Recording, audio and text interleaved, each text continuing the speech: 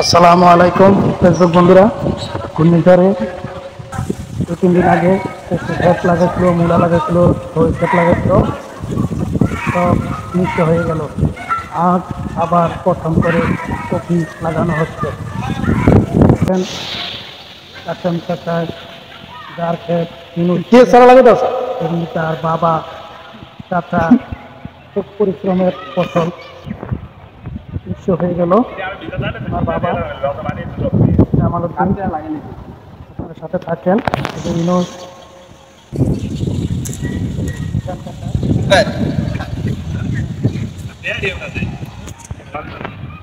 লাগাইতেছে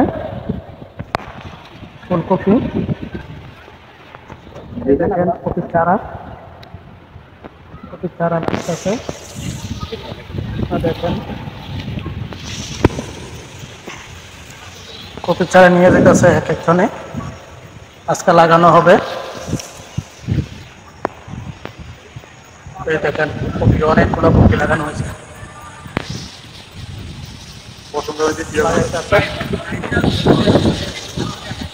অনেক পরিশ্রমের ফসল লাগাইতেছে, না ফসলগুলো ঘূর্ণিঝড়ে নষ্ট করে নিয়ে গেল।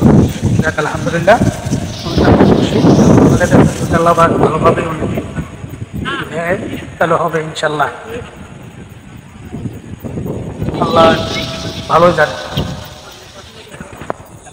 লাগানো হইতেছে, এখনো শেষ হয় নাই। অনেক প্রায় 1500 চারা লাগাইতেছে, সবাই মিলে লাগাইতেছে, তাতে আমিও ছিলাম।